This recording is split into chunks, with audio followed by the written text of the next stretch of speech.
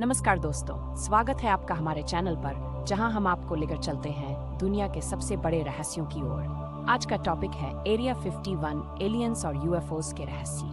क्या वाकई में यहां एलियंस छिपे हुए हैं? क्या यूएफओस की कहानियां सच हैं? चलिए इस अद्भुत सफर पर चलते हैं और जानते हैं सच्चाई। My name is Bob Lazar. I'm known for working at a classified base and reverse engineer alien spacecraft. It went all over the world. Do you think Area 51 on the map? Can we ever be made whole if we're not believed? We can't verify what was going on in his background. I have no motivation to lie. The science and the technology can change us. We've always looked to the skies for answers. Instead of looking area 51 America में नेवादा के रेगिस्तान में बसा एक गुप्त स्थान जहां न जाने कितने ही रहस्यों को छुपाया गया है। लेकिन क्या आपको पता है कि इस जगह की शुरुआत कैसे हुई? 1950 के दशक में अमेरिका ने इसे एक परीक्षण स्थल के रूप में इस्तेमाल किया, लेकिन जैसे जैसे समय बीतता गया, यहाँ की गतिविधियाँ और रहस्यमयी होती चली गई। एरिया 51 पर जनता के लिए जाना हमेशा से प्रतिबंधित रहा है, क्योंकि ये एक गुप्त सैन्य अड्डा है। 1955 एरिया 51 की स्थापना हुई और इसका उपयोग लॉकहीड 2 जासूसी विमान के परीक्षण के लिए किया गया। इसकी शुरुआत से ही ये एक गुप्त स्थान रहा। जब एरिया 51 के आसपास के क्षेत्र में नागरिकों और पर्यावरण समूहों ने प्रदूषण और पर्यावरणीय खतरों को लेकर मुकदमा दायर किया, तब सरकारी दस्तावेजों में इस स्थल का नाम स्पष्ट रूप से उल्लेखित हुआ। इसके बाद भी सुरक्षा कारणों से यह स्थान जनता के लिए प्रतिबंधित ही रहा। 2013 अमेरिकी सरकार ने आधिकारिक तौर पर एरिया 51 के अस्तित्व को स्वीकार किया और कुछ दस्तावेजों को सार्वजनिक किया। ये खुलासा होने के बावजूद यहाँ आम जनता का प्रवेश अभी भी सख्त रूप से वर्जित है।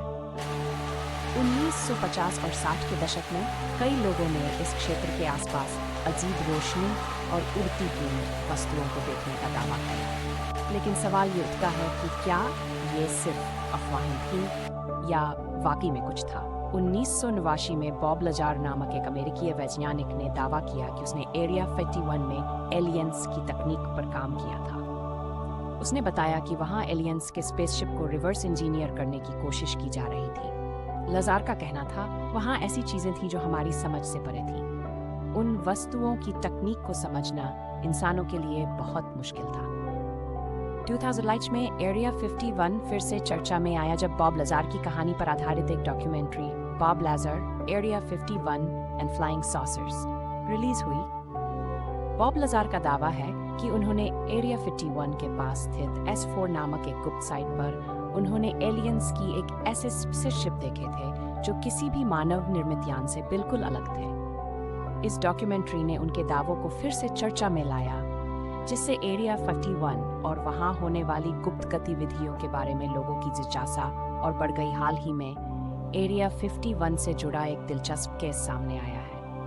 नवंबर 2023 में जॉर्ग आर्नू नामक एक एरिया 51 ब्लॉग लेखक पर संघीय एजेंटों ने छापेमारी की। आर्नू का दावा है कि ये छापेमारी उन्हें और अन्य शोधकर्ताओं को डराने के लिए की गई थी। संघीय एजेंटों ने उनके कंप्यूटर, हार्ड ड्राइव और अन्य उपकरण जब्त कर लिए और उन्हें हिरासत में ले लिया। जैसे जैसे ये घटनाएं बढ़ती गई, सरकार पर दबाव बढ़ता गया कि वो सच्चाई सामने लाए।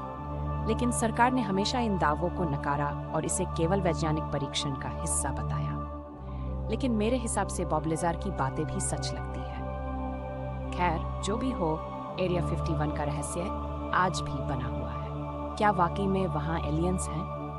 क्या सरकार कुछ छुपा रही है? क्या अमेरिका के वैज्ञानिक एलियंस को गुप्त रूप से कहीं रखा है, या फिर ये सब सिर्फ हमारी कल्पनाओं का हिस्सा है? ये सवाल आज भी अनसुलझे हैं। अगर आपको हमारा वीडियो पसंद आया हो तो लाइक करें, सब्सक्राइब करें और बेल आइकॉन को दबाना ना भूलें, ताकि आपको हमारे नए वीडियोस की नोटिफिकेशन मिलती रहे। और हाँ, कमेंट्स में हमें बताएं कि आप इस रहस्य के बारे में क्या सोचते हैं। अगली बार फिर मिलेंगे एक नए रहस्य के साथ। धन्यवाद।